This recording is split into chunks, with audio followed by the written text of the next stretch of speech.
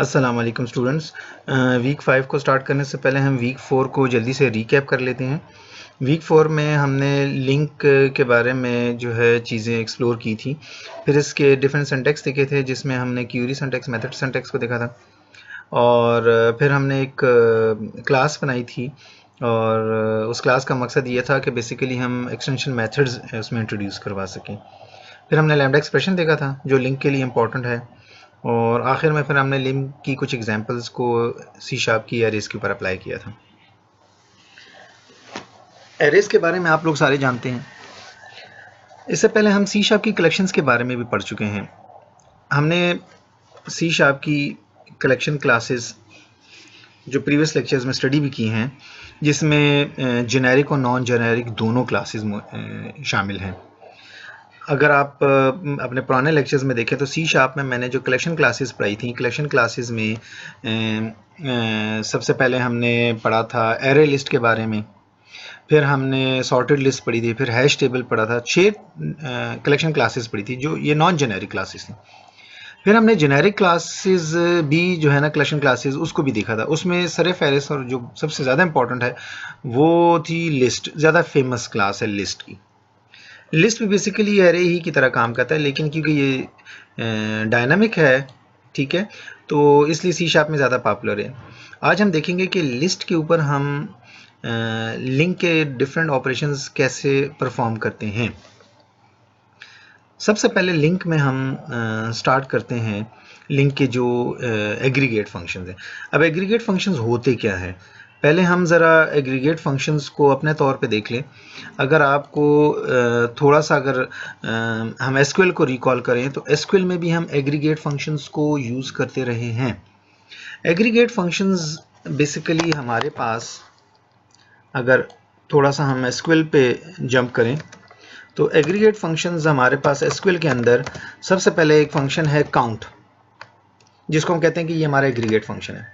Count का जो function है, ये आपके पास कोई भी कलेक्शन हो या एरेज हो, उनके अंदर कितने नंबर ऑफ एलिमेंट्स हैं, उनको बेसिकली उन नंबर ऑफ एलिमेंट्स को हम रिप्रेजेंट करते हैं काउंट से।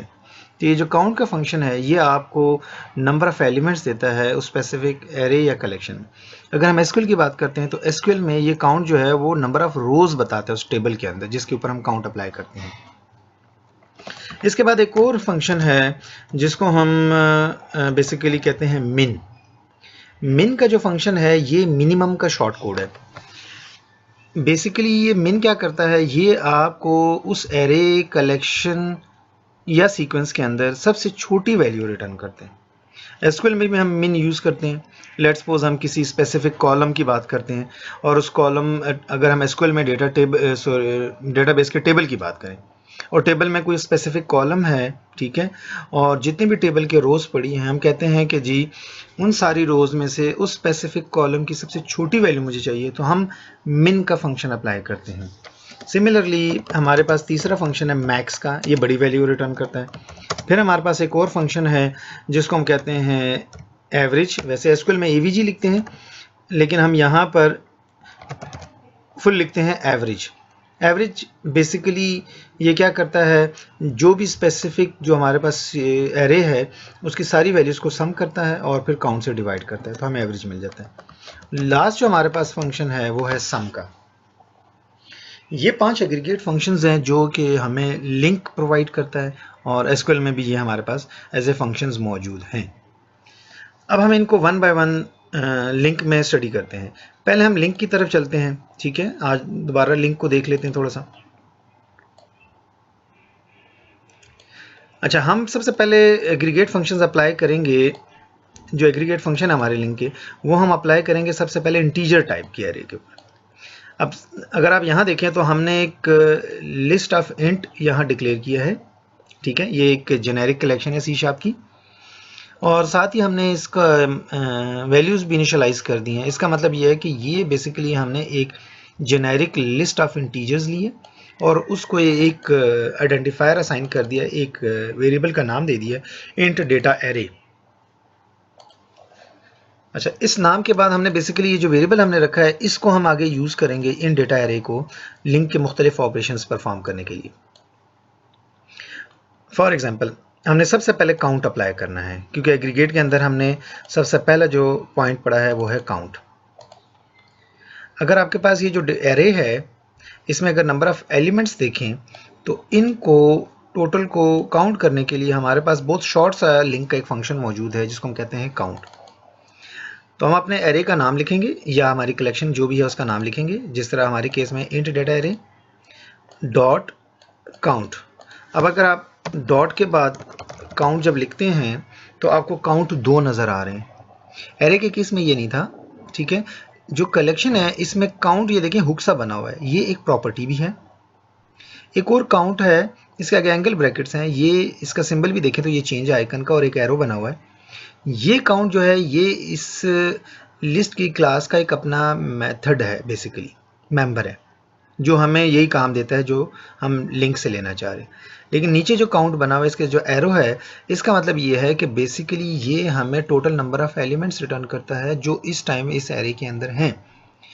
अब देखिए इसकी टूल टिप में आपको ये बता रहा है कि ये एक एक्सटेंशन मेथड है।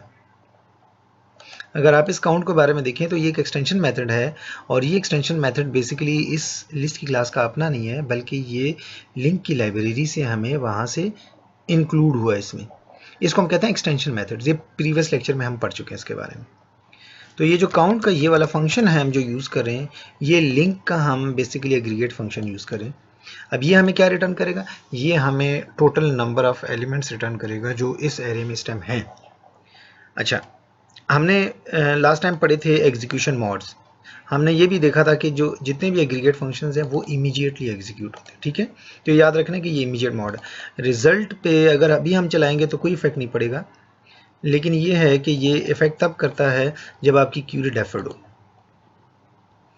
जो हमारे पास काउंट आया है उस काउंट को हमने ये वैसी जस्ट एक कंसोल पे मैसेज प्रिंट करने के लिए कि हम काउंट की वैल्यू प्रिंट करें, तो साथ ही मैंने मैसेज दिया और काउंट की वैल्यू को प्रिंट किया है, ठीक है। नेक्स्ट हमारा जो फंक्शन है वो है मैक्स का। सेकेंड क्यूरी हमने उसी डेटा एरे को कहा है कि जी मुझे मैक्स चाहिए। तो अगर आप अपनी इस एरे में देखें तो इस एरे में हमारे तौर पे हमारी जो सबसे बड़ी वैल्यू है वो 9009 है, और ये मैक्स हमें ये रिटर्न करेगा। तो इसमें हमें मैक्सिमम इंटीजर मिलेगा, ठीक है, क्योंकि ये इंटीजर टाइप एरे है। तो ऑब्वियस सी बात है ये जो रिजल्ट रिटर्न करेगा ये भी इंटीजर टाइप होगा। देखिए ये बता रहा है struct system dot int 32। Int 32 असल में आपके पास एक इंटीजर है, ठीक है। तो इसलिए ये जो हमारे पास मैक्स आ रहा है ये इंटीजर टाइप आ रहा है। तीसरी क्यूरी की तरफ हम चलते हैं। तीसरी क्यूरी हमारे पास है मिन। मिन जिस टाइप की डेटा है ऑब्वियस सी बात है उसी टाइप का रिजल्ट रिटर्न करेगा, तो मिन भी हमारे पास इंटीजर होगा, ठीक है। इंट 32 इंटीजर ही है। यहाँ जिस तरह हमने इंट लिखा हुआ है ना, अगर आप यहाँ पर इंट 32 लिख दें ये एक ही बात है, ठीक है, दोनों एक ही चीज़ है। तो आप सिंपल इंट लिखें या इंट 32 लिखें ये सिमिलर है। बेसिकली जो कैपिटल आई के साथ है ये C# की रैपर टाइप्स हैं। मिन के बाद हमने सम कैलकुलेट करना है। अब बेसिकली सम क्या करेगा, इन सारी वैल्यूज़ को जमा करके हमें एक सिंगल वैल्यू रिटर्न कर देगा। तो ये जो सम है बेसिकली ये हमें सिंगल वैल्यू रिटर्न करेगा इसके अगेंस्ट। फिर इसके बाद हमने एवरेज का फंक्शन कॉल किया। जैसे मैंने आपको कहा था AVG SQL में शॉर्ट यूज़ होता है, लेकिन C# के अंदर जो लिंक है वो पूरा वर्ड यूज़ करता है एवरेज। तो ये जितने भी इस एरे में वैल्यूज़ पड़ी हैं असल में ये उनका एवरेज रिटर्न करेगा। और एवरेज का जो फार्मूला है बेसिकली बैकएंड पे ये सम डिवाइडेड बाय काउंट। तो इसलिए ये लाजमी नहीं है कि इंटीजर है तो इंटीजर रिटर्न करेगा, इसलिए अगर इसकी डेटा टाइप देखें तो ये डिफरेंट होगी, ये डबल रिटर्न करे इस केस में। इसका मतलब ये है कि अगर हम दो इंटीजर वैल्यूज़ का एवरेज निकालें तो लाजमी नहीं है कि वो इंटीजर ही है। मसलन अगर मैं आपसे कहूँ कि जी आप दो नंबर, फॉर एग्जांपल अगर मैं आपसे कहता हूँ कि आप 2 और 3 का एवरेज निकालें, तो आप कहेंगे 2 + 3 डिवाइडेड बाई 2। ऑब्वियसली बात है दोनों को जमा करेंगे और टोटल नंबर ऑफ एलिमेंट से डिवाइड करेंगे, तो ये आपका जो आंसर बनेगा ये 2.5 बनेगा, which is of type double, ठीक है। तो इसलिए ये जो एवरेज रिटर्न करता है ये डबल टाइप का रिटर्न करता है रिजल्ट। ये हमारे पास इंटीजर एरे का था, इसको एक दफ़ा रन करके देख लेते हैं। तो ये आपको काउंट 10 मिला, मैक्स आपको 909 मिला, मिन आपको 4 मिला, सम आपके पास टोटल ये था, और एवरेज जोन सा है वो 119.9 है। 119 इसलिए बहुत बड़ी वैल्यू आ गई है क्योंकि बेसिकली सबसे बड़ी वैल्यू 909 थी, तो जिसकी वजह से जोन सा है ना वो एकदम से बड़ी चली गई है, 119 होगी। ठीक है, ये एवरेज आ रहा है हमारे पास। तो अगर आप यहाँ से भी देखें ना तो सम देखें ये आ रहा है, सम को डिवाइड बाय काउंट करें तो आपके पास वैल्यू जो आ रही है वो एवरेज है। अच्छा, अब एक और इम्पॉर्टेंट चीज़ जो अगर आप इसी एग्जांपल्स में देखें, जितने भी हमने एग्रीगेट फंक्शन अप्लाई किए हैं, ये सारे फंक्शन जो वैल्यू रिटर्न करते हैं ये सिंगल सेल वैल्यू होती है, मतलब ये एक सिंगल वैल्यू होती है जिसको प्रिंट करने के लिए हमें ना तो कोई फॉर लूप चाहिए, ना कोई जो है हमें कोई और आइटरेटर चाहिए। हम इस वैल्यू को डायरेक्ट यूज़ कर सकते हैं, तो इसलिए मैंने इस वैल्यू को डायरेक्ट प्रिंट किया क्योंकि ये एक सिंगल वैल्यू है। ठीक है, तो ये आपने याद रखना है। अच्छा, अब हम चलते हैं aggregates on float data type. Exactly वही है, डिफरेंस सिर्फ ये है कि हमने जो एरे डिक्लेयर की है वो मैंने जानबूझ के सिंगल ले लिया एस कैपिटल के साथ, क्योंकि ये भी फ्लोट को रिप्रेजेंट करता है। कैपिटल एस के साथ जो हम सिंगल लिखते हैं, this is basically representing float data type in C sharp. आप इसको फ्लोट भी लिख सकते हैं ऐसे भी। ठीक है, so it's up to you, दोनों आपके लिए सही हैं। और जो वैल्यूज़ आप इनिशियलाइज करेंगे उनके साथ हमें f लिखना पड़ेगा, वरना अगर आप f नहीं लिखते तो ये डिफ़ॉल्ट डबल वैल्यू है, तो ये आपको फिर एरर देगा, और एरर जो यही होगा कि ये डबल को आप फ्लोट पॉइंट में कन्वर्ट नहीं कर सकते क्योंकि सिस्टम नहीं कर सकता। ठीक है, तो इसलिए आपको अपने तौर पर खुद से करना पड़ेगा एक्सप्लिसिटली। तो ये हमने फ्लोट वैल्यू, उन इंटीजर वैल्यूज़ को मैंने फ्लोट बना दिया है। ठीक है, तो अगर आप इसके ऊपर काउंट करें तो काउंट एग्जैक्टली उसी तरह काम करेगा। ठीक है, ये फ्लोट डेटा एरे जो बनाई है। फिर मैक्स भी वही होगा, लेकिन क्योंकि इंटीजर केस में मैक्स जो है वो इंट रिटर्न करता था, इस केस में अगर आप देखें तो ये सिंगल मीन्स के फ्लोट रिटर्न करता है। ठीक है, मिन भी आपके पास फ्लोट रिटर्न करता है, सम भी आपके पास फ्लोट टाइप की एरे रिटर्न कर, सो वैल्यू रिटर्न करेगा। एवरेज जो था, अब हम देखते हैं फ्लोट का एवरेज क्या होगा। फ्लोट का एवरेज फ्लोट ही है, मीन्स के सिंगल रिटर्न कर रहे हैं। ठीक है, तो अगर हम इसको रन करते हैं, उसको कमेंट कर देते हैं,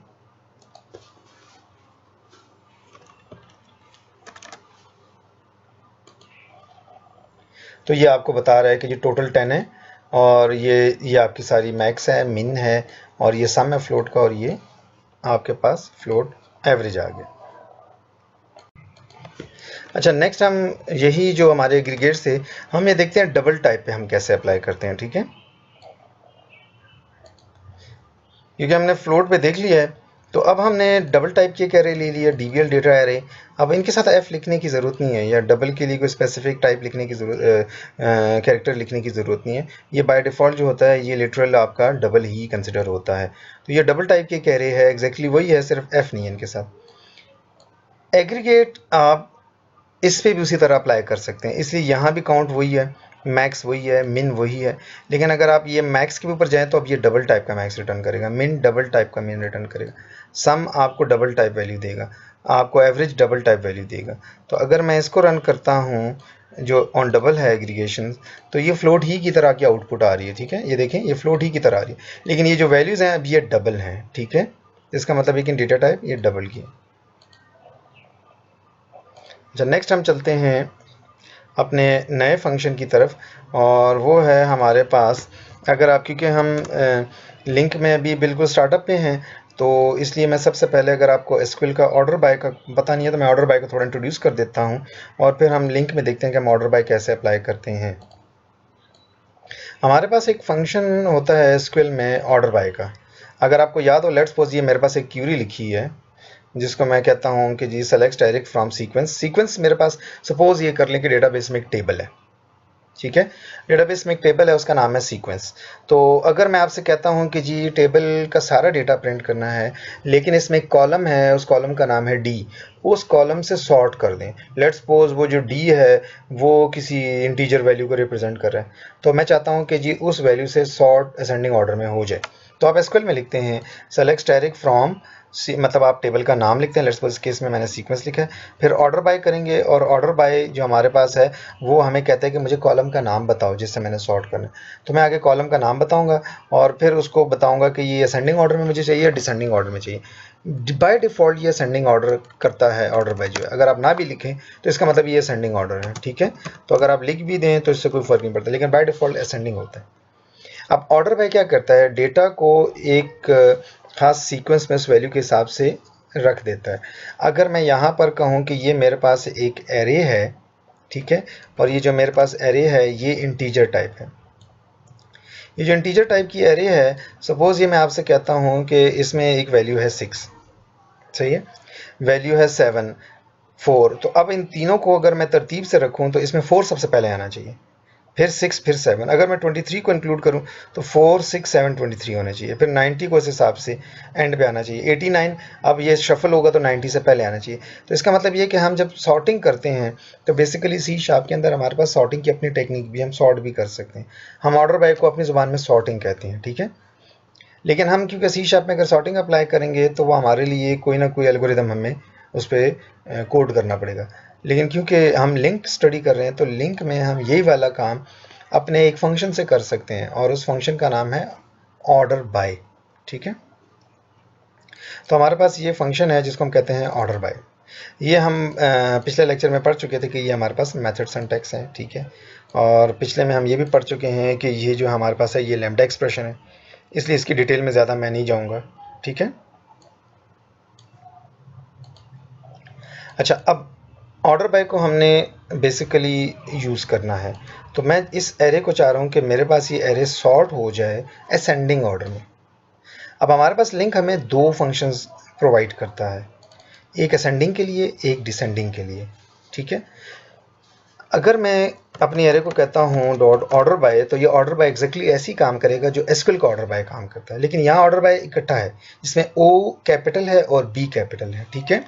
तो जब हम ऑर्डर बाय लिखते हैं तो ऑर्डर बाय में मुझे दो फंक्शन नज़र आते हैं, एक सिंपल है ऑर्डर बाय और एक है ऑर्डर बाय डिसेंडिंग। ये जो ऑर्डर बाय है ये असेंडिंग ऑर्डर में डेटा आपको रिटर्न करता है, ठीक है, ये क्यूरी रिटर्न करता है असल में असेंडिंग ऑर्डर में। तो अब अगर मैं अपने इंटीजर एरे से कहता हूँ कि मुझे ऑर्डर बाय कर दो, ठीक है, और ये जो मैंने लैम्ब्डा एक्सप्रेशन में डी लिया है और मैं इसी डी को आगे गोज टू कहता हूँ दिस डी, तो इस डी का मतलब ये है कि ये डी बेसिकली रिप्रेजेंट कर रहे ईच एंड एवरी वैल्यूज़ को, ठीक है। तो हमने यहाँ पर ऑर्डर बाय डी का मतलब ये है कि ऑर्डर बाय दीज वैल्यूज़, और D is basically representator of these values. तो हमने जब ऑर्डर बाय डी किया तो बेसिकली ये एंटायर एरे आपको असेंडिंग ऑर्डर में एक क्यूरी की शक्ल में रिटर्न हो जाएगा। अब हम इस क्यूरी की डेटा टाइप देखते हैं क्या है। अगर आप इसको देखें तो इसकी डेटा टाइप एक इंटरफेस टाइप का है, ठीक है, मतलब ये जो रिटर्न हुआ है डेटा टाइप ये एक इंटरफेस टाइप का है। इसमें अगर आप देखें तो ये सिस्टम डॉट लिंक की लाइब्रेरी में, ये टूल टिप में आपको बता रहे हैं, ठीक है, और सिस्टम डॉट लिंक के अंदर एक आपके पास इंटरफेस है that is called I ordered innumerable, I ordered innumerable, ठीक है, ये एक जेनेरिक इंटरफेस है।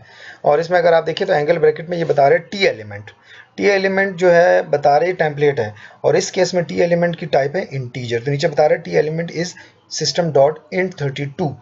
तो इसका मतलब ये है कि इन शॉर्ट अगर हम देखें तो ये हमारे पास I ordered enumerable of integer type है। अब क्योंकि हम एग्रीगेट में जब रिजल्ट आता था उसको डायरेक्ट प्रिंट करते थे, लेकिन इस केस में जो ऑर्डर बाय हमें रिटर्न करता है ये पूरी लिस्ट ही रिटर्न कर रहा है ऑर्डर बाय, लेकिन एक खास सीक्वेंस में असेंडिंग ऑर्डर में, ठीक है। तो ये जो हमारे पास क्यूरी आई है बेसिकली ये डेफर्ड क्यूरी है इस केस में, ठीक है। और डेफर्ड क्यूरी जो है आपकी जब एग्जीक्यूट होती है तो वो यहाँ नहीं होगी, बल्कि हमारे केस में जब हम फॉर ईच अप्लाई करते हैं तो ये क्यूरी यहाँ एग्जीक्यूट होगी, यहाँ सिर्फ आपने क्यूरी बनाई है ऑर्डर बाय की, एग्जीक्यूट वो यहाँ होगी।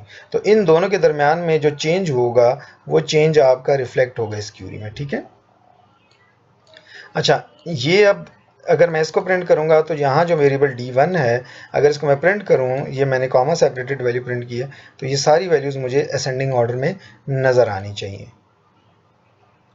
अच्छा, अब हम यही सेम क्यूरी डिसेंडिंग ऑर्डर में अप्लाई करते हैं। अब हमने उसी एरे को कहा है ऑर्डर बाय डिसेंडिंग, एग्जैक्टली वही लैम्ब्डा एक्सप्रेशन पास किया। अब ये जो हमें क्यूरी मिल रही है ये डिसेंडिंग ऑर्डर में मिल रही है, जब हम इसको प्रिंट करेंगे तो ये एग्जैक्टली सेम कलेक्शन को डिसेंडिंग ऑर्डर में प्रिंट करेगा। नेक्स्ट जो हम क्यूरी डिस्कस कर रहे हैं ये एग्जैक्टली वही ऑर्डर बाय है, लेकिन इसके बाद हमने डॉट टू लिस्ट लिख दी है। अब अगर आप ऑर्डर बाय के बिहेवियर देखें तो ऑर्डर बाय डेफर्ड क्यूरी है, लेकिन अगर हम किसी भी डेफर्ड क्यूरी के एंड पे डॉट टू लिस्ट लिख दें तो वो इमीडिएट बन जाती है, ठीक है। अब इमीडिएट के केस में हमें रिटर्न टाइप क्या होगी, अब रिटर्न टाइप हमारी क्यूरी नहीं रही। अब ये ऑर्डर बाय की क्यूरी एग्जीक्यूट होके डॉट टू लिस्ट की वजह से इसने हमें क्यूरी का रिजल्ट भी रिटर्न कर दिया है, ठीक है, तो इसको कहते हैं इमीडिएट।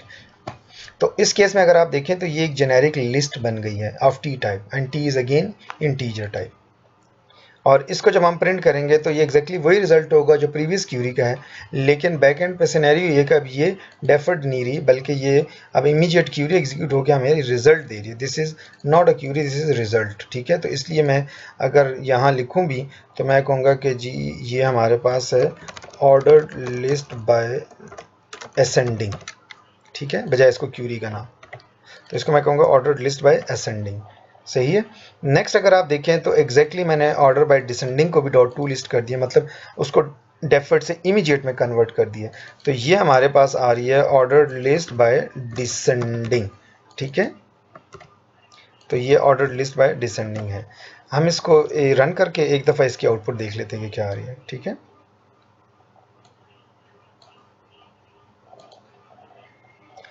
अब ये ऑर्डर बाय देखें, ये इसको एक मिनट मैं इसको थोड़ा सा वो कर दूं ताकि आपको आउटपुट में गड़बड़ ना आए। ये /n कर देता हूँ ताकि न्यू लाइन पे आ जाए। अब ये देखें ये ऑर्डर बाय असेंडिंग है, 4 6 7 ये असेंडिंग ऑर्डर में। वही रिजल्ट हमने डिसेंडिंग ऑर्डर में किया तो 9 0 इस साइड से देखें तो 4 सबसे एंड पे आ रहा है। इमीडिएट में भी एग्जैक्टली वही रिजल्ट है जो ये है और ये है, लेकिन क्योंकि ये डेफर्ड है और ये इमीडिएट है, ठीक है। और इसी तरह ये भी। अब हम थोड़ा सा आगे चलते हैं, हम अपने डेटा टाइप को चेंज कर लेते हैं। अब ऑर्डर बाय देखते हैं कि हमारे पास फ्लोट पे कैसे बिहेव करता है। अब हमने जो एरे ली है वो फ्लोट टाइप की ली है, वही वैल्यूज़ हैं, लेकिन हमने क्योंकि फ्लोट वैल्यूज़ चाहिए इस पर भी बिहेवियर चेक कर लेते हैं, ठीक है। अब मैंने फ्लोट डेटा एरे ले लिया। अब फ्लोट पे भी एग्जैक्टली हमने ऑर्डर बाय असेंडिंग पहले अप्लाई किया, तो यहाँ पर सिर्फ ऑर्डर बाय हम यूज़ करते हैं, तो इसका मतलब ये असेंडिंग ऑर्डर है, ठीक है। अगेन ये डेफर्ड क्यूरी है। लैम्बडा एक्सप्रेशन एग्जैक्टली उसी तरह है जिस तरह से पहले था। अब जब भी हम पहले भी हम ये डिस्कस कर चुके हैं प्रीवियस लेक्चर में कि ये जो लैम्बडा एक्सप्रेशन में लेफ्ट साइड पे होता है ये वेरिएबल डिक्लेयर होता है।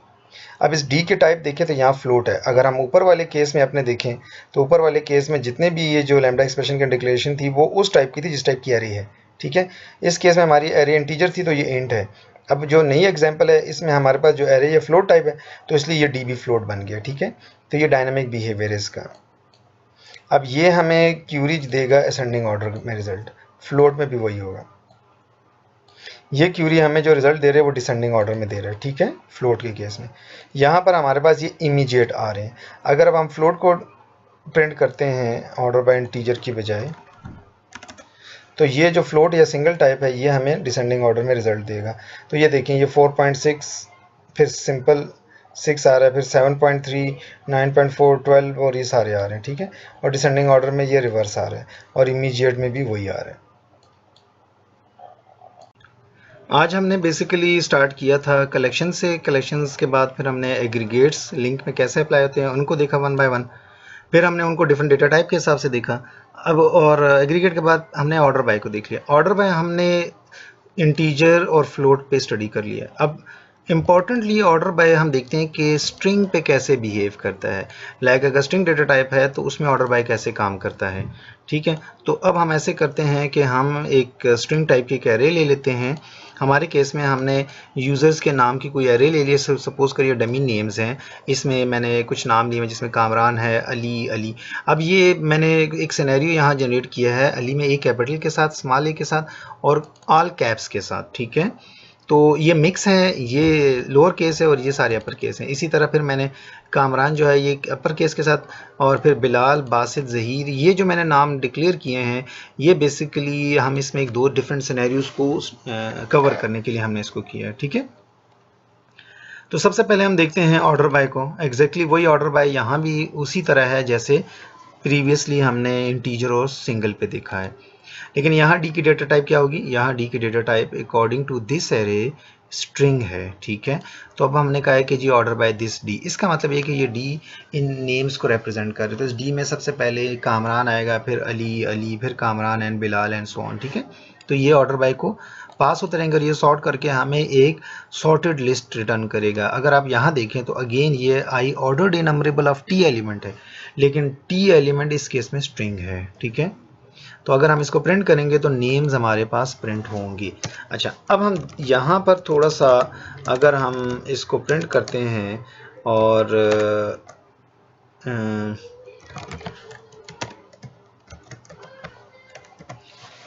अब कुछ लोग कहते हैं कि ये ASCII कोड के हिसाब से होता है। अगर ASCII कोड के हिसाब से होगा तो फिर अल्फ़ाबेटिकली जो कैपिटल ए है इसका ASCII कोड है 65, ठीक है। स्मॉल ए का ASCII कोड है 91 या 92 समथिंग है, मैं सॉरी 97 है, ठीक है। तो उस केस में तो फिर स्मॉल ए जो उनसे हैं वो बाद में आने चाहिए, कैपिटल ए पहले आना चाहिए। मतलब अगर मैं 3 अली को देखूं तो इन अली में से, लेकिन ऑर्डर बाय यहाँ जो काम करता है ये ASCII कोड के हिसाब से नहीं करता। मतलब ASCII कोड के हिसाब से कैरेक्टर बाय कैरेक्टर कंपैरिजन करता है, लेकिन उस हिसाब से नहीं करता कि फुल अगर मैं स्ट्रिंग को देखूं, ठीक है। पहले मैं इसके रिजल्ट देखता हूँ, फिर हम डिस्कस करते हैं उस रिजल्ट को। अब यहाँ देखें, जब हमने ऑर्डर बाय किया तो ऑर्डर बाय में स्मॉल वाला Ali, small caps, small letters वाला जो है वो नाम पहले आया है, फिर कैपिटल ए एल और आई जो स्मॉल हैं वो आया, और फिर ऑल कैप्स वाला अली आया है, ठीक है। और फिर बासित, बिलाल, हसनैन, कामरान स्मॉल वाला पहले आया और फिर बड़े वाला कामरान, एंड बाकी तो उस तरह से हैं। इसका मतलब ये है कि हम ASCII कोड के हिसाब से अगर देखते तो फिर अगर कैपिटल ए वाला पहले आता तो फिर सारे कैपिटल वाले पहले आते, कामरान, ज़हीर, फिर स्मॉल वाले बाद में शुरू होते। तो इसका मतलब ये है कि यहाँ जो ऑर्डर बाय काम करता है स्ट्रिंग के ऊपर, बेसिकली इसमें अल्फ़ाबेटिकली वही ABC के हिसाब से सॉर्ट हो रहा है। लेकिन यहाँ पर अगर टाई पड़ जाती है, जिस तरह देखें ए में स्मॉल ए के हिसाब से अली और कैपिटल ए के हिसाब से, तो फिर स्मॉल लेटर्स को पहले प्रेफरेंस दी जाती है, ठीक है।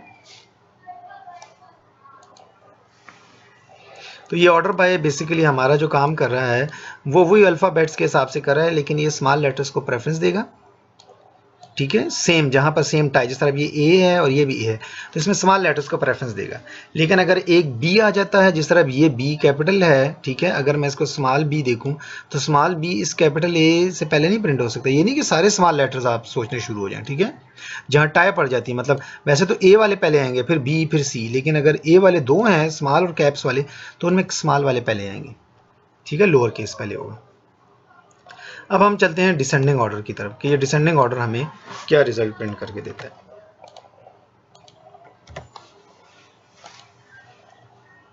अब अगर आप डिसेंडिंग ऑर्डर में देखें तो डिसेंडिंग ऑर्डर में जी वाले पहले आए हैं, एंड अब यहाँ देखें तो आपका जो कैपिटल ए वाले वो सारे पहले प्रिंट हुए हैं, क्योंकि ये अब आपके पास डिसेंडिंग ऑर्डर में प्रिंट हो रहे हैं। अब यहाँ नेक्स्ट जो हमारे पास है वो है जी इमीडिएट एग्जीक्यूशन। हमने उसी तरह ऑर्डर बाय को .to लिस्ट किया है तो ये हमारे पास इमीडिएट एग्जीक्यूट हो रहा है, और ऑर्डर बाय डिसेंडिंग को भी हमने इसी तरह इमीडिएट एग्जीक्यूट किया है। पहले हम इसको देख लेते हैं। अगेन वही रिजल्ट पे कोई फ़र्क नहीं पड़ा, ठीक है, ऊपर नीचे दोनों के रिजल्ट सेम है। अभी हम ये देख लेते हैं कि ये डेफर्ड और इमीडिएट जोन से हैं, ये बेसिकली इफेक्ट कैसे करते हैं। मतलब मैं भी आपसे कह रहा हूँ कि ये जी टू लिस्ट करने से ये हो गया, ठीक है, लेकिन असल में हो क्या रहा है। अब ऐसे करते हैं कि हम एक छोटा सा सिनेरियो बनाते हैं ताकि हम ये इमीडिएट और डेफर्ड को डिस्कस कर सकें।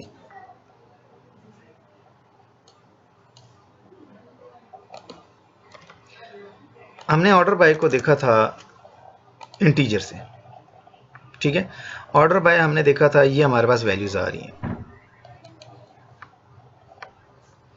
हम आते हैं अपने इंटीजर टाइप ऑर्डर बाय में, हमारे पास ये कुछ वैल्यूज पड़ी हैं, टोटल 10 वैल्यूज हैं हमारे पास, ठीक है जी। ये वाली जो हमारी क्यूरी है, इस क्यूरी को हमने यहाँ पर ये सपोज के लिए क्यूरी अप्लाई होगी है, और क्योंकि हमने कहा ये डेफर्ड है तो एग्जीक्यूट नीचे हो रही है, लेकिन एग्जीक्यूट और अप्लाई के दरमियान में मैंने यहाँ पर, ठीक है, I am going to change the collection. मतलब चेंज कैसे, मैंने जो इंट डेटा एरे है इसमें एक वैल्यू और ऐड कर दी है, और उस वैल्यू को मैंने कह दिया है जी 3, ठीक है। पहले से ये 3 मौजूद नहीं है। अगर मैं यहाँ तक इसको रन करता हूँ, console.read की करता हूँ, तो ये जो मेरी क्यूरी यहाँ एग्जीक्यूट हो रही है इसमें, और जो क्यूरी यहाँ मेरी बन रही है, इस दोनों के दरमियान में क्या ये 3 भी आएगा कि नहीं, क्योंकि अगर ये डेफर्ड क्यूरी है तो फिर ये 3 आना चाहिए, ठीक है। तो हम देखते हैं कि ये आ रहा है कि नहीं आ रहा। अब देखें, क्योंकि डेफर्ड थी तो 3 इंक्लूड हो गया, सही है। तो इससे साबित ये हुआ कि बेसिकली हमने क्यूरी जो यहाँ पर बनाई है वो एग्जीक्यूट यहाँ नहीं हुई, बल्कि क्यूरी यहाँ एग्जीक्यूट हुई। ठीक है। अच्छा, अब एग्जैक्टली यही वाला काम अगर ये 3 वाला मैं यहाँ से कमेंट कर देता हूँ और यहाँ ले आता हूँ जहाँ मैंने डिसेंडिंग ऑर्डर है, एग्जैक्टली डिसेंडिंग ऑर्डर भी उसी तरह बिहेव करेगा। ठीक है, मैं एग्जीक्यूट करने से पहले इसमें वैल्यू ऐड कर देता हूँ। तो पहली वाली क्यूरी में क्योंकि 3 नहीं है तो नहीं आएगा। अब दूसरी क्यूरी बनाने के बाद और एग्जीक्यूट करने से पहले मैंने 3 ऐड किया तो अगेन 3 आ गया। तो इसका मतलब ऑर्डर बाय असेंडिंग और डिसेंडिंग दोनों बेसिकली डेफर्ड है बाय डिफॉल्ट। ठीक है, अब इसको मैं यहाँ से निकाल देता हूँ। अब हम आते हैं नीचे। अच्छा, नीचे वही 2 क्यूरीज जो हैं ऑर्डर बाय, उसको हमने किया है इमीडिएट मोड में एग्जीक्यूट। ठीक है, तो ये हेयर एग्जीक्यूट तो गलत लिखा हुआ है, इमीडिएट है तो एग्जीक्यूशन मोड ये आपको रिजल्ट दे रहा है। ठीक है, नॉट रिजल्ट नॉट क्यूरी। अब इसको कैसे हम प्रूव करेंगे? हम इसके दरमियान में वैल्यू इंसर्ट करते हैं, जैसे पहले ऊपर हमने यहाँ किया था। ठीक है, वो एग्जैक्टली यही वैल्यूज हमने अब हम अपने तरफ से हम सपोज करेंगे ये हमने एरे बनाई है, वैल्यू ऐड की है और एरे को यहाँ प्रिंट कर रहे हैं। तो देखते हैं इसमें क्या होता है।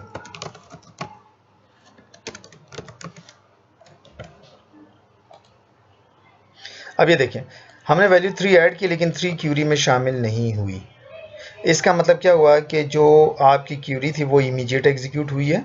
ठीक है, इमीडिएट एग्जीक्यूट से मुराद ये कि जैसे मैंने .2 लिस्ट किया तो यहाँ रिजल्ट आ गया, ना कि क्यूरी।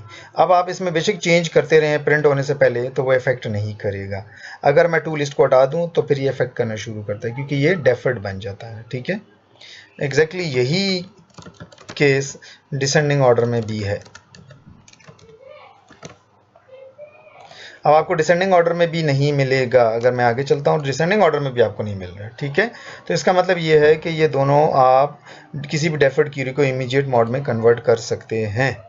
अच्छा, ये डेफर्ड और इमीडिएट वाले मोड में हम एक छोटा सा और सिनेरियो डिस्कस कर लेते हैं। ये तो हमने एक जो कलेक्शन थी उसमें एक वैल्यू इंसर्ट करके हमने चेक किया। ठीक है, अब हम ऐसे करते हैं कि एग्जिस्टिंग कलेक्शन में वैल्यू इंसर्ट करने की बजाय इसको हम मॉडिफाई करते हैं, देखते हैं कि क्या होता है। ठीक है, अगर ये मेरे पास ये एरे है जिसमें ये वैल्यूज़ हैं, अगर मैं इसमें से 909 को रिमूव करता हूँ एरे में, ठीक है, क्यूरी बनाने के बाद यहाँ पर हमने ऐड किया था।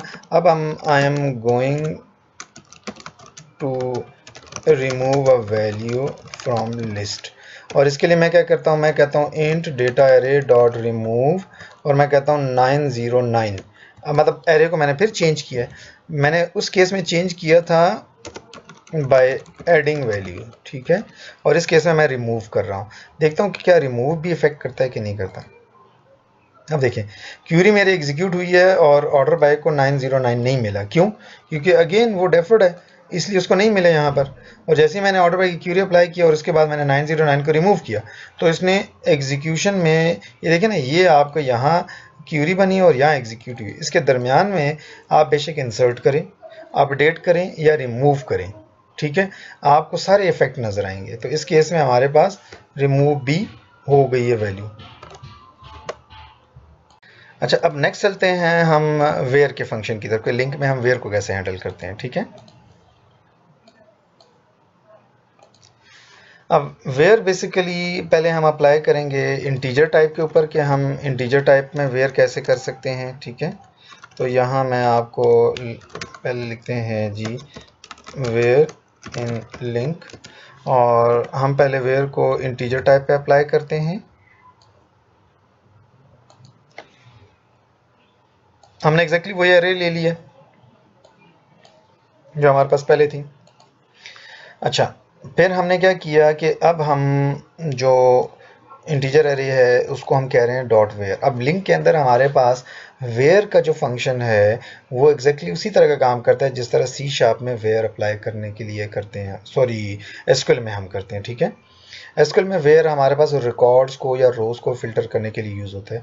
आप वेयर में कोई स्पेसिफिक कंडीशन दे देते हैं या कोई कंपोजिट कंडीशन दे देते हैं, मतलब एंड और नॉट के साथ। ठीक है, हमने यहाँ पर बेसिकली कहा है कि जी लेट्स सपोज ये मेरे पास एक इंटीजर एरे है और मुझे इस इंटीजर एरे के अंदर से सिर्फ इवन वैल्यूज़ चाहिए, मीन्स के वो सारी वैल्यूज़ चाहिए जो इवन है। ठीक है, अब इवन नंबर्स को डिटेक्ट करने का तरीका ये है कि आप उसको 2 से मॉड लें, 2 का मॉड लें उसे, और उसका रिमाइंडर 0 होना चाहिए, मतलब 2 से कम्प्लीटली तकसीम हो जाना चाहिए। ठीक है, तो अगर आप देखें तो 6 2 से डिवाइड हो जाता है, तो इसका मतलब ये कि ये इवन नंबर है। 7 2 से डिवाइड नहीं होता, ये ऑड नंबर है। 4 ये भी इवन नंबर है। 23 नहीं है। 90 एंड सो ऑन। तो अब हम बेसिकली क्या करते हैं, हम लिंक में वेयर अप्लाई करते हैं। अच्छा, वेयर के अंदर अगेन लैम्डा एक्सप्रेशन ही है, लेकिन अगर आप लैम्डा एक्सप्रेशन में आप देखें तो राइट साइड में ऑर्डर बाय में ये यहाँ पर कंडीशन नहीं थी, अब यहाँ कंडीशन है। यहाँ पर एक कंडीशन ये दी है कि जो डी है, अब डी हमने प्रीवियसली भी पढ़ चुके हैं कि डी बेसिकली इस केस में, इस डेटा टाइप के केस में इंटीजर टाइप का होगा, and D is basically representing the collection values. ठीक है, 1 एट अ टाइम। इसका मतलब है डी रिप्रेजेंट कर रहा है 6 को, पहले ये 6 के ऊपर ऑपरेशन करेगा, फिर डी 7 को रिप्रेजेंट करेगा तो ये ऑपरेशन 7 के ऊपर अप्लाई होगा। ठीक है, तो अगर हम d को डिवाइड करते हैं 2 से और परसेंटेज के साथ, इसका मतलब है कि हम मॉड ले रहे हैं, तो d मॉड 2, इसका मतलब है कि आप d को 2 से तकसीम करें और रिमाइंडर चेक करें। अगर रिमाइंडर 0 के इक्वल है तो इसका मतलब ये है कि d is completely divisible by 2। इस कंडीशन का मतलब ये है कि अगर आपके पास कोई भी नंबर 2 से तकसीम होता है, रिमाइंडर 0 के इक्वल है, तो इसका मतलब ये है कि आपकी कंडीशन ट्रू होगी और वो नंबर इवन नंबर होगा। तो ये जो वेयर है ये क्या करता है, ये वेयर की जो क्यूरी है, ये अब डेटा को जो वैल्यू डी में आ रही है, उस डेटा की मतलब इस सीक्वेंस में से जो भी आपकी डी की वैल्यू आ रही है, अगर इस कंडीशन को सेटिस्फाई करती है तो वेयर उसको अपनी क्यूरी में डाल देगा, नहीं है तो उसको इग्नोर कर देगा। ठीक है, तो इसका मतलब ये कि आपके पास जो क्यूरी 1 है इसमें सारे इवन नंबर्स फिल्टर होके आ जाएंगे। अगेन ये डिफर्ड क्यूरी है, इसलिए अगर आप इसके दरमियान में कोई चेंज करेंगे तो वो इफेक्ट करेगा। ठीक है, वो हम देख लेंगे इसमें। तो हमारे पास वेयर यहाँ क्या कर रहा है, वेयर जो है इवन नंबर्स को फिल्टर कर रहा है। तो हम क्यूरी 1 को देखते हैं कि ये हमें क्या रिजल्ट देती है। ठीक है, एक तो वेयर में यहाँ तक हम देख लेते हैं पहले।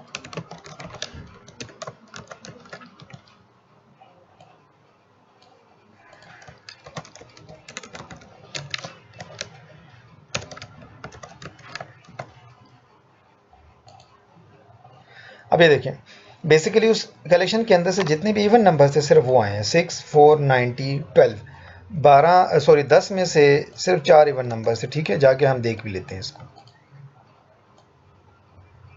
ये इवन नंबर्स थे 6 4 90 12, बाकी इवन नंबर्स नहीं है।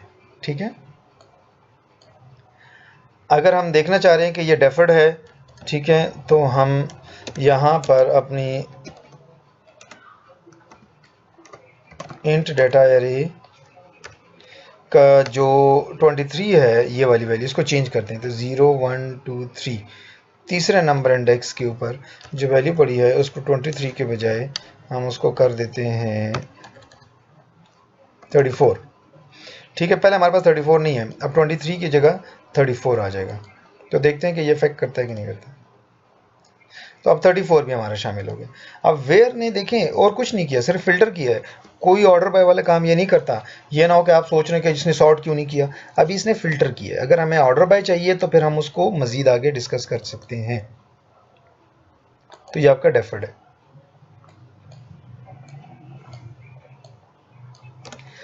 नेक्स्ट आपके पास वेयर के अंदर मल्टीपल कंडीशन भी अप्लाई कर सकते हैं। मसलन मैं कह सकता हूं कि मुझे सारे वो नंबर चाहिए जो ग्रेटर देन 9 है एंड लेस देन 100 है। ठीक है, तो ये अब आपके पास कंपोजिट कंडीशन आ गई है, तो ये एंड और आप ये अप्लाई कर सकते हैं। ठीक है, तो अब हमने जो डी है उसके ऊपर 2 कंडीशन अप्लाई किए, तो ये अब हमारा ग्रेटर देन 9 मीन्स के बिटवीन वाला काम कर रहा है, बिटवीन 9 एंड 100 की आपको वैल्यूज रिटर्न करेगा। अच्छा, अब जो पहला वाला जो हमने अभी केस डिस्कस किया था इवन नंबर्स का, अगर आप उसको देखें, मैंने आपसे कहा था कि ये जो वेयर है ये इवन नंबर्स फिल्टर कर रहा है क्योंकि हमने कंडीशन उसको मॉड वाली दी हुई है। अच्छा, अब मैं चाह रहा हूँ कि जो मेरे पास रिजल्ट आया है उस रिजल्ट को मैं सॉर्ट भी करना चाहता हूँ, मतलब जितने भी इवन नंबर्स आए हैं उनको आप सॉर्ट भी करें। तो इसके बाद हमने ऑर्डर बाय अप्लाई किया है। ठीक है, और ऑर्डर बाय को बताया कि जी आपको जो रिजल्ट मिलेगा, अब देखें वेयर के बाद मैंने डॉट ऑर्डर बाय लिखा।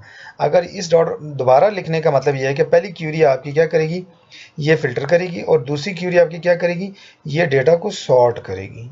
ठीक है, तो ये जो क्यूरी 3 रिटर्न करी है ये 2 काम कर रही है, इवन विद सॉर्टेड। अब वेयर के साथ हमने ऑर्डर बाय को डिसेंडिंग भी यूज़ कर सकते हैं, ठीक है। तो ये भी एक केस हम देख लेते हैं। ये आपको डिसेंडिंग ऑर्डर में देगा इवन नंबर्स को। हमने वही जो लिस्ट मिली है हमने उसको इमीडिएट करने के लिए डॉट टू लिस्ट अप्लाई कर दिया, ठीक है। तो नेक्स्ट क्यूरी में हमने टू लिस्ट अप्लाई किया। इसी तरह नेक्स्ट सिनेरियो में हमने ऑर्डर बाय डिसेंडिंग भी देख लिया। तो हमने वेयर में जितने भी सिनेरियोज हैं वो कंपोजिट हो या सिंगल हो, वो प्लस उसके साथ हम ऑर्डर बाय यूज़ कर सकते हैं। और अगर क्यूरी को आपने इमीडिएट करना है तो आपको याद होगा मैंने आपसे कहा था कि डॉट टू लिस्ट एंड पे लगा दें तो ये इमीडिएट हो जाता है। अब इसको एक दफ़ा रन करके इसके आउटपुट देख लेते हैं। अब ये पहले वो आ रही है जिसमें हमने चेंज भी किया था 23 की जगह 34, तो वो इफेक्ट हो रहा है। अब वो हर जगह इफेक्ट होगा क्योंकि सारी उसी कलेक्शन के ऊपर क्यूरीज है। तो इवन नंबर्स हैं बट ये सॉर्टेड नहीं है, ठीक है। ये सारे नंबर्स हैं जो 9 और 100 में है, जिसमें अब वो 6 और 4 शामिल नहीं है, ठीक है। इसके बाद हमने सारे इवन नंबर्स को सॉर्ट किया। अब ये आपके पास सॉर्ट है डेफर्ड क्यूरी। तो ये देखें ये यही वाला रिजल्ट है, लेकिन अब ये असेंडिंग ऑर्डर में आपके पास आ रहा है, ठीक है। अच्छा, इसके बाद हमारे पास है, अगर आप यहाँ देखें तो हमारे पास बेसिकली ये आ रहा है डिसेंडिंग ऑर्डर में। ये हमारे पास इवन नंबर्स आ रहे हैं डिसेंडिंग ऑर्डर में और नीचे असेंडिंग ऑर्डर में, लेकिन ये इमीडिएट क्यूरी के साथ रिजल्ट्स हैं। तो मैंने आपसे कहा था कि आउटपुट पे कोई फ़र्क नहीं पड़ता, लेकिन बैकएंड पे प्रोसेसिंग में क्यूरी इमीडिएट एग्जीक्यूट होती है, इसलिए आप अपने कलेक्शन में कोई चेंज करते हैं तो उसके बाद वो इफेक्ट नहीं करता, ठीक है, क्यूरी को। अच्छा, अब हम आते हैं वेयर जो है वो स्ट्रिंग पे कैसे बिहेव करता है। एसक्यूएल के बारे में आपको पता है कि एसक्यूएल जो है वो स्ट्रिंग के केस में केस सेंसिटिव नहीं है, ठीक है। केस सेंसिटिव का मतलब क्या है? केस सेंसिटिव का मतलब ये है कि अगर मैं यहाँ पर देखूँ, मेरे पास एक नाम है अली कैपिटल ए के साथ और एक नाम है अली स्मॉल ए के साथ, मीन्स के सारे स्मॉल लेटर्स हैं, और एक है ये कैपिटल ए सारे मतलब ऑल कैप्स में नाम है, ये मिक्स है, और ये ऑल लोअर केस है। तो अगर ये तीन अली मैं लैंग्वेज के हिसाब से देखूँ तो एसक्यूएल के लिए तीनों एक जैसे ही। लेकिन सी शार्प क्योंकि केस सेंसिटिव है, तो अगर मैं लिंक सी शार्प के एरे के ऊपर अप्लाई करूंगा तो ये तीनों डिफरेंट ट्रीट होंगे। जैसे अब मैंने यहाँ पर यूज़र्स की एक एरे ले ली, यूज़र नेम्स स्ट्रिंग टाइप की, और मैंने यहाँ कहा है कि यूज़र नेम्स के अंदर से मुझे अली फ़िल्टर करके दो। तो मैंने यूज़र नेम्स को कहा है where U is basically again string type variable जो हमने डिक्लेयर किया, और मैं कहता हूँ कि this U is equal to Ali. तो हमें अगर स्पेलिंग के हिसाब से देखें तो 3 अली मिलने चाहिए, लेकिन अगर आप केस को कंसिडर कर रहे हैं तो इसका मतलब है एक ही अली मिलेगा जो एग्जैक्टली इसको मैच करेगा, ठीक है। तो हम इस क्यूरी को चलाएंगे तो ये क्यूरी हमें सिर्फ एक नाम रिटर्न करेगा, अली। बेशक क्यूरी का रिजल्ट एक रिटर्न हो, लेकिन आप ये हमेशा याद रखें कि हमने इसके रिजल्ट को प्रिंट करने के लिए फॉर का लूप ही यूज़ करना है, ठीक है। फॉर के बगैर हम इसको प्रिंट नहीं कर सकते। तो हमेशा याद रखें कि वेयर में रिजल्ट आए या ना आए, हमें प्रिंट करने के लिए उसको उसके रिजल्ट को फॉर ईच यूज़ करना पड़ेगा। नीचे वाली क्यूरी में हमने डॉट टू लोअर कर दिया यू को। इसका मतलब ये है कि जो यहाँ से नाम आ रहा है उसको पहले लोअर केस में कन्वर्ट करें और फिर इससे कंपेयर करें। तो इन अदर वर्ड्स मैं केस को इग्नोर कर रहा हूँ, ठीक है। ये मैंने अपनी लॉजिक के थ्रू केस को इग्नोर किया है। तो सेकंड क्यूरी जो आपको रिजल्ट दे रही है वो केस इग्नोर का है। इस केस में तीनों वाली आएंगे, ठीक है। दोनों को रन करके देख लेते हैं।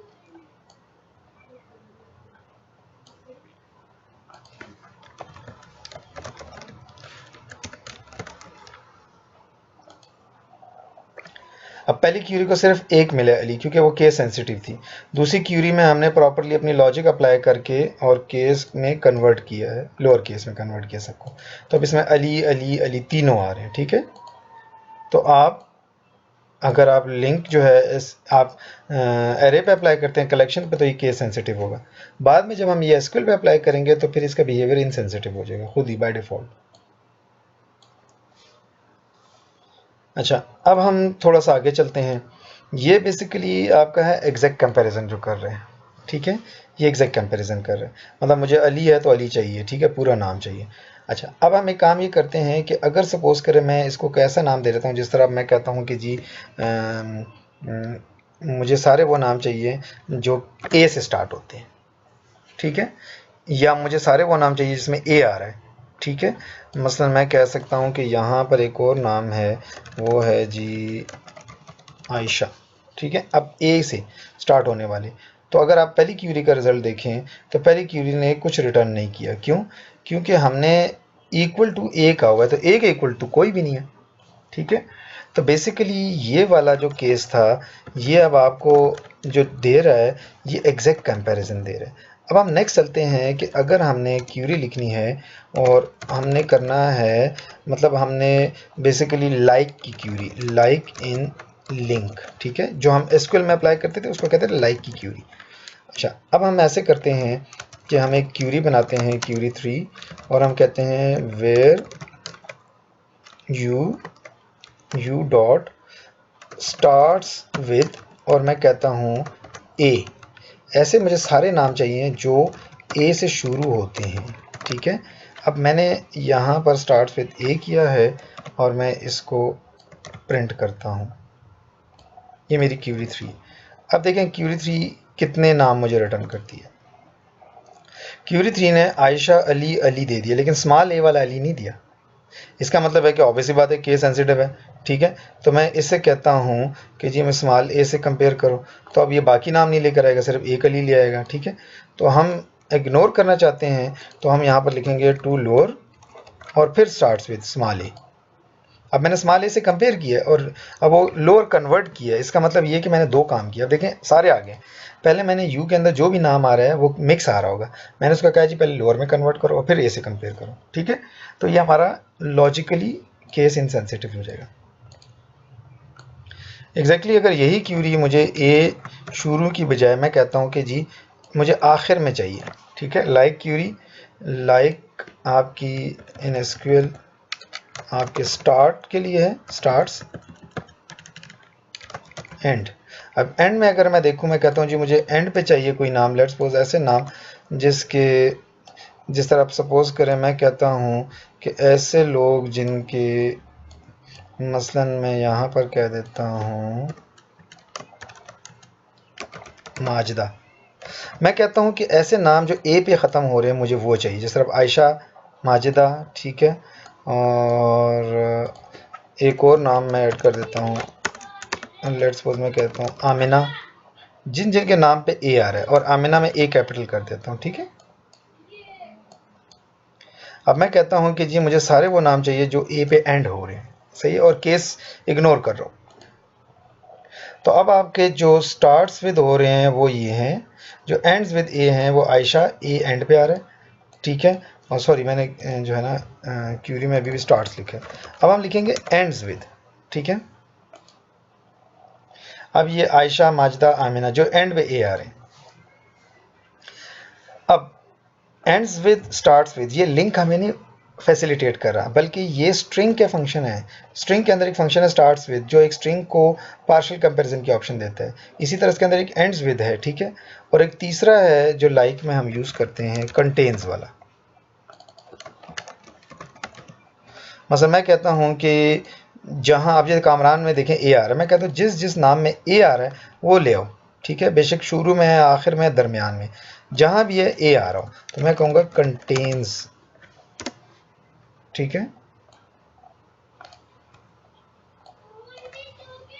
तो ये जो कंटेन्स है ये बेसिकली मुझे वो सारे नाम रिटर्न करेगा जिसमें ए मौजूद है। अब ये देखें ये कंटेन्स में सारे नाम थे जिसमें ए है, आयशा में ये सारे, ठीक है। आई थिंक ऐसा कोई नहीं था जिसमें ए ना हो। लेट्स सपोज ये मैं कह देता हूँ कोई ऐसा नाम जिसमें ए ना हो, मसलन चलें ऐसे करते हैं, हम आई वाले कर देते हैं, ठीक है। ए सब में है तो हम कहते हैं आई, तो अगर मैं कहता हूँ तो कंटेन्स आई। अब ये देखें इसमें अली, ये जिसमें आई आ रहा है ये सारे वो नाम आ रहे हैं, ठीक है। जिसमें आई नहीं है, जिस तरह आयशा में आई नहीं थी तो आयशा नहीं आ रही, ठीक है। इसी तरह इसकी लास्ट क्यूरी को हम नॉट के साथ भी कर सकते हैं, लाइक नॉट कंटेन्स। मुझे सारे वो नाम चाहिए लेट्स वो जिसमें आई ना हो, ठीक है। तो मैं यहाँ पर शुरू में लगा दूंगा नॉट। अब ये मुझे सारे वो नाम देगा जिसमें आई नहीं है, तो ये सारे वो नाम आ रहे हैं। अगर आप चाहते हैं जी ए से स्टार्ट नहीं होने वाले तो आप नॉट लगा दें, निगेशन कर दें आप, ठीक है।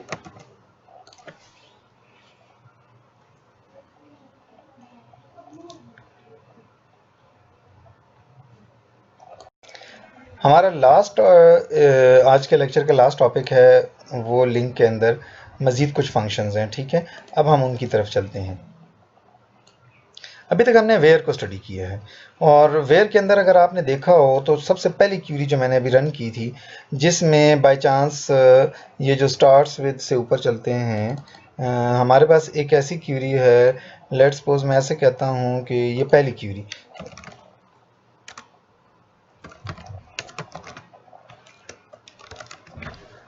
अगर मैं ऐसी कोई क्यूरी बनाता हूँ, बल्कि इसको रहने दें, ऐसे करते हैं कि हम इन्हीं में सबसे आखिर में मैं आपको एक और क्यूरी एग्जीक्यूट कर देता हूँ, और इसको करता हूँ कंसोल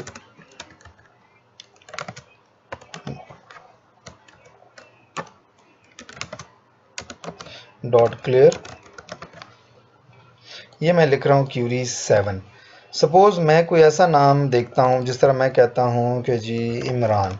अब मुझे पता है कि ये इमरान का नाम है ही नहीं, ठीक है, तो ये जो क्यूरी 7 है ये मुझे कुछ भी नहीं देगी, ठीक है। मैं कहता हूँ कि जी सर्च फॉर इमरान, और अगर मैं इसको रन करूं तो ये जो क्यूरी 7 है ये मुझे कहेगा सर्च फॉर इमरान, कुछ भी नहीं आ रहा, क्योंकि असल में इसको, अगर मैं इसको देखूं तो अगर कुछ नहीं मिलता तो वेयर क्या करता है, अगर इसको कुछ नहीं मिलता तो वेयर असल में जो क्यूरी के अंदर है, ये क्यूरी आपको नल रिटर्न नहीं करता, हमेशा याद रखें, वेयर कभी भी नल रिटर्न नहीं करता अगर कुछ नहीं मिलता तो, ठीक है।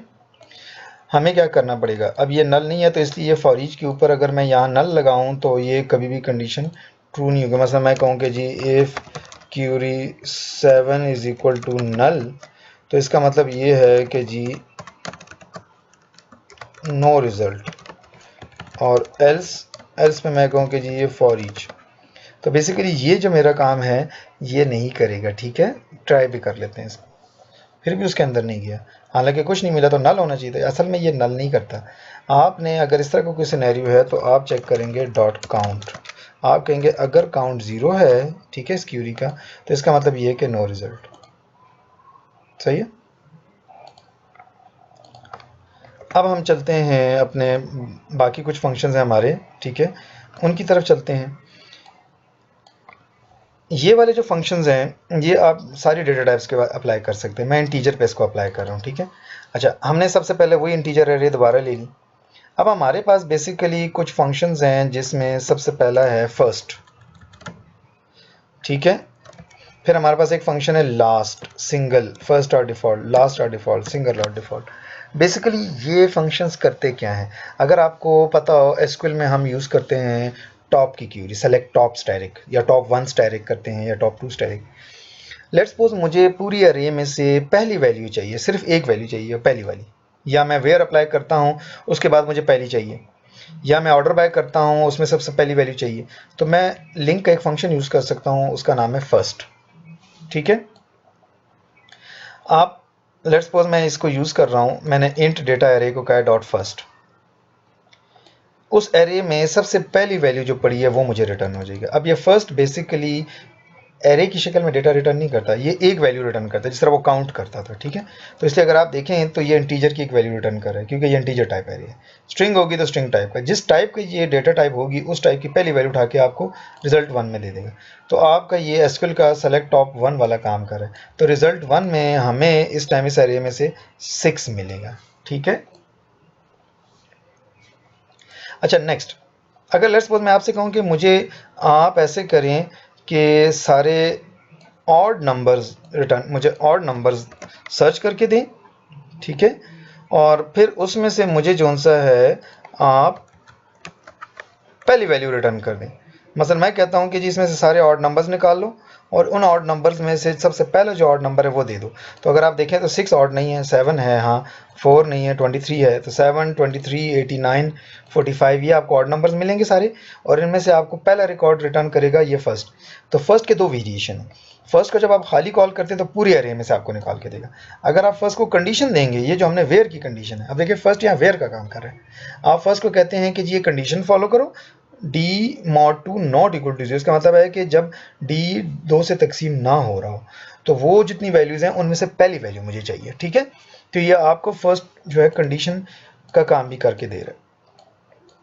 इसी तरह अगर हमें एरे में से आखिरी वैल्यू चाहिए तो हम लास्ट को कहते हैं, वो हमें सबसे आखिरी वैल्यू रिटर्न कर देगा, ठीक है।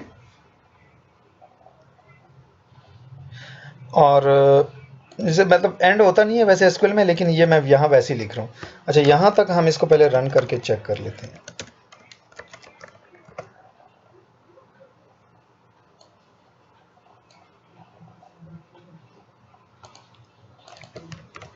हम इसको यहाँ कॉल कर लेते हैं।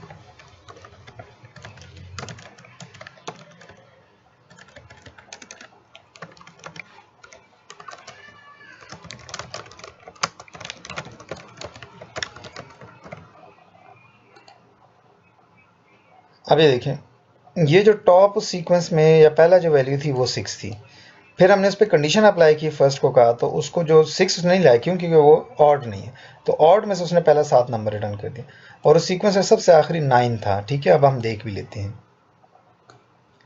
अगर हम देखें तो हमारे सीक्वेंस में सबसे आखिरी 9 था, तो लास्ट ने ये रिटर्न किया। ऑड में 7 सबसे पहला था, और ओवरऑल फर्स्ट ये था। ठीक है, तो तीनों के हिसाब से उसने रिजल्ट हमें सही दिया। आगे मूव करते हैं हम।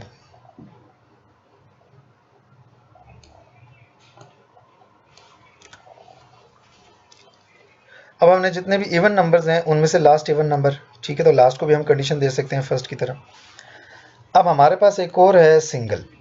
ये ज़रा इंटरेस्टिंग फंक्शन है। ये बेसिकली एक स्पेशल सिनेरियोज में यूज़ किया जाता है जब आप अपने सीक्वेंस या एरे के अंदर कंफर्म करना चाह रहे हैं कि मुझे एक वैल्यू मिले। ठीक है, तो ये सिंगल जो है, ये अगर मैं अभी इस प्रोग्राम को रन करूं तो ये यहाँ देखते हैं कि ये क्या करता है, फिर आगे हम डिस्कस करते हैं इसको। मुझे सिंगल पे आप ये प्रोग्राम क्रैश हो गया, और क्रैश में क्या है, सीक्वेंस कंटेन्स मोर देन वन एलिमेंट। ठीक है, अब इसका मतलब क्या है, फर्स्ट को आप पूरी एरे दें, उसमें से पहले आपको रिटर्न कर देगा। सिंगल को आप जब भी कोई एरे देंगे तो सिंगल क्या करेगा, अगर उस एरे में एक वैल्यू पड़ी है तो वो उसको फर्स्ट की तरह का बिहेव करके आपको रिटर्न कर देगा। लेकिन अगर उस एरे में एक से ज़्यादा वैल्यूज़ पड़ी हैं तो सिंगल कहता है कि भाई मैं सिंगल वैल्यू, मीन्स कि ये कहता है कि जी मुझे जो एरे दे रहे हो उसमें एक वैल्यू नहीं चाहिए। ठीक है, तो सिंगल एश्योरिटी मांगता है आपसे कि मुझे जो एरे दे रहे हो उसमें एक हो तो मैं वही एक आपको रिटर्न कर दूँ। मतलब आप समझो कि आप सिंगल को एक क्यूरी कर रहे हो कि बताओ जी मेरी एरे में कितनी वैल्यूज़ पड़ी हैं, एक है तो मुझे दे दो, नहीं है तो एक्सेप्शन थ्रो कर दो। ठीक है, तो सिंगल नॉर्मली हम प्राइमरी की कॉलम के ऊपर ये अप्लाई करते हैं। मसलन अब मैं आगे चलता हूँ, आगे अगर थोड़ा सा आगे चलें, ये सिंगल तो एक्सेप्शन थ्रो कर रहा है। ठीक है, तो इसलिए मैं इसको ट्राई कैच में बंद कर देता हूँ ताकि ये एरर आपके प्रोग्राम को डिस्टर्ब ना करे, और यहाँ मैं कैच लगा देता हूँ, और कैच में जो एक्सेप्शन आ रही है उसको भी हम प्रिंट करके देख लेते हैं ताकि हमें पता हो कि क्या रिटर्न हुआ है।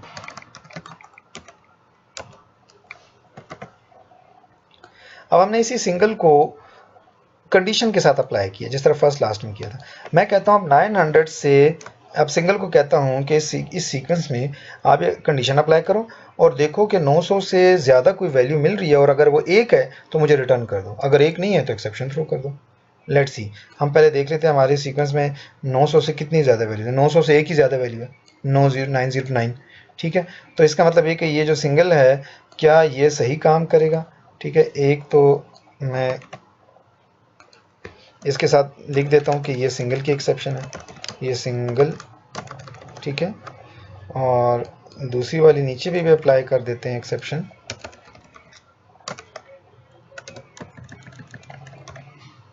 और ये है जी सिंगल, और इसके साथ कंडीशन है, और अपने प्रोग्राम को यहाँ रोक लेते हैं।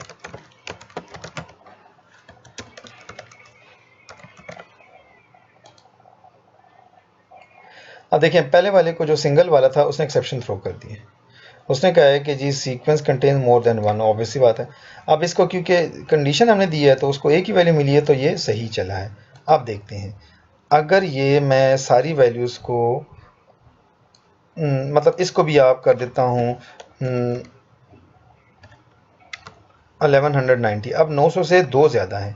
ठीक है, अब वो जो दूसरा सिंगल था वो भी एक्सेप्शन थ्रो कर रहा है कंडीशन में, कहता है जी मोर देन वन। इसका मतलब ये है कि इसका बिहेवियर फर्स्ट से डिफरेंट है। ठीक है, अब अगर इसको कुछ भी नहीं मिलता, मसलन मैं जो नीचे मैंने कंडीशन लगाई थी 900 वाली, अगर मैं इस कंडीशन को थोड़ा बड़ा कर दूं, मैं कहूँ जी 1900 से कोई बड़ी, तो 1900 से तो एक भी वैल्यू बड़ी नहीं है। ठीक है, और मैं यहाँ जो है इसको रन करता हूँ, देखते हूँ क्या कहता है। कहता है सीक्वेंस कंटेन्स नो मैचिंग, इसका मतलब है कि सिंगल ने फिर एक्सेप्शन थ्रो कर दिया, ये देखें एक्सेप्शन में आया ये, ठीक है। तो इट मीन्स कि ये सिंगल जो है ना एक से ज़्यादा हो ना एक से कम हो, तो एग्जैक्टली एक हो तो तब सही काम करता है, ठीक है जी। अब आगे चलते हैं। अब कुछ सिनेरियोज हैं जिस तरफ देखें, अगर मैं थोड़ा सा पीछे आता हूँ, ये जो फर्स्ट है, मैं इस फर्स्ट से कहता हूँ कि लेट्स सपोज ये वाली क्यूरी मैं नीचे दोबारा एग्जीक्यूट करता हूँ,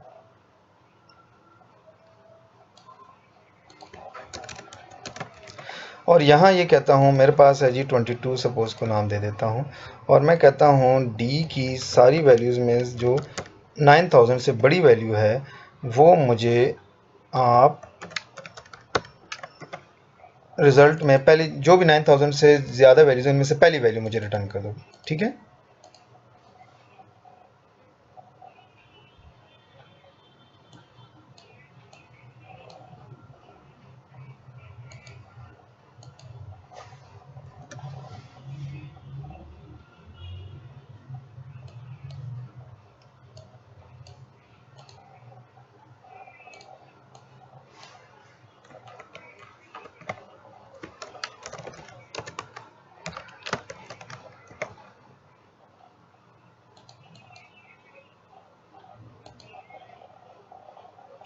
अच्छा, अब ये वो पहले ऊपर हमने स्टॉप किया था इसलिए नहीं चल रहा था। अब ये फर्स्ट को देखें, बिल्कुल सिंगल वाले की तरह के इसको भी इतराज़ है। फर्स्ट को मैंने कहा 9000 से ज़्यादा जितनी बड़ी वैल्यूज़ हैं उनमें से पहली वैल्यू दे दो। अब 9000 से बड़ी वैल्यू कोई है ही नहीं। अब अगर आप फर्स्ट को कहेंगे कि भाई मुझे ये वैल्यू या इस एरे में से वैल्यू दो और उस एरे में कुछ ना पड़ा हो, ठीक है, तो फर्स्ट एक्सेप्शन थ्रो कर देता है। मतलब फर्स्ट को लास्ट को एटलीस्ट एक वैल्यू मिलनी चाहिए, तब वो सही काम करता है, ठीक है। तो अगर आप सपोज ये चाह रहे हैं कि जी मुझे नहीं पता कि इसके अगेंस्ट कोई वैल्यू आ सकती है या नहीं आ सकती, ठीक है, तो आप पास एक और फंक्शन है, उसका नाम है फर्स्ट और डिफ़ॉल्ट। अब ये फर्स्ट और डिफ़ॉल्ट क्या करता है, ये बिल्कुल फर्स्ट की तरह का काम करता है। अगर आपको इस कंडीशन के अगेंस्ट कोई वैल्यू मिलती है तो ये आपको रिटर्न कर देगा। अगर ये इस कंडीशन को कोई सेटिस्फाई नहीं करता, कुछ भी नहीं मिलता, तो फर्स्ट एक्सेप्शन नहीं थ्रो करेगा जिस तरह अभी उसने एक्सेप्शन थ्रो की थी, बल्कि ये आपको डिफ़ॉल्ट वैल्यूज डेटा टाइप की रिटर्न कर देगा। इसका मतलब ये है कि अगर मैं इस केस में कहूँ डी ग्रेटर देन 9000, जो हमारे पास इस केस में नहीं है, तो ये क्या रिटर्न करेगा हमें, ठीक है।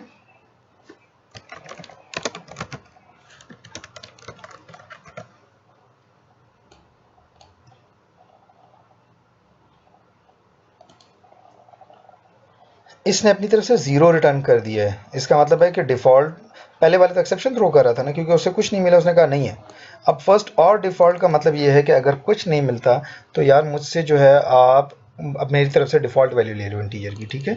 तो ये फर्स्ट और डिफ़ॉल्ट हमें उस सिनेरियो में जो है ना हेल्प करेगा जब सीक्वेंस खाली होगी। अगर ये एरे खाली है तो ये 0 रिटर्न करेगा, है तो उसकी पहली वैल्यू रिटर्न करेगा, ठीक है। इसी तरह फर्स्ट और डिफ़ॉल्ट विद कंडीशन था, हमने देख लिया। फिर इसी तरह लास्ट और डिफ़ॉल्ट भी वही काम करता है। नहीं है अगर, तो फिर आपको 0 देगा, अगर है तो आपको लास्ट वैल्यू रिटर्न करेगा। अगर आपकी कोई डिफरेंट डेटा टाइप है तो उसके हिसाब से इसकी डिफ़ॉल्ट, हर डेटा टाइप की डिफ़ॉल्ट वैल्यू चेंज होती है। लास्ट और डिफ़ॉल्ट अब इस केस में अगर नहीं है तो डिफ़ॉल्ट नहीं, तो ये वही। अगर आपको सीक्वेंस में डेटा मिलता है तो ये लास्ट वाला काम ही करता है, ठीक है।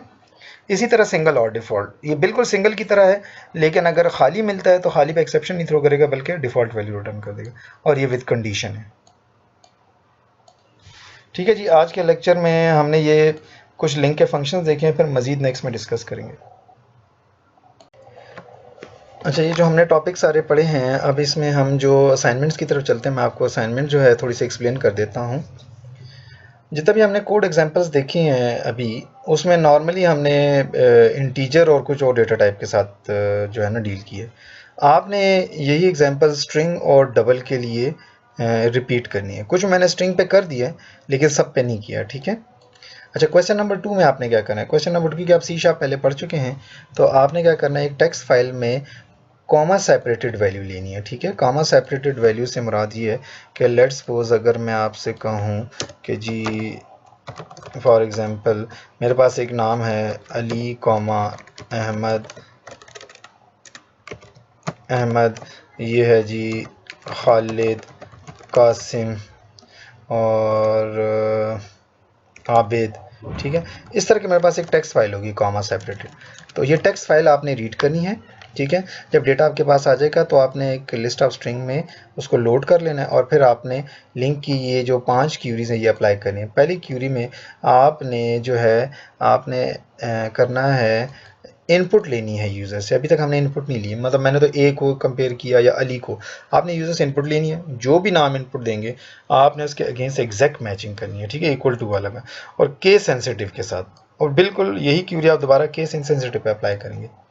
फिर आप इनपुट के अंदर वो जो मैंने क्यूरीज में 3 वेरिएशंस कराई हैं, ठीक है, जो स्टार्ट्स विद था, फिर एंड्स विद है और फिर कंटेन्स है, उसी इनपुट को आपने इन क्यूरीज के थ्रू भी पास करना है और रिजल्ट प्रिंट करना है।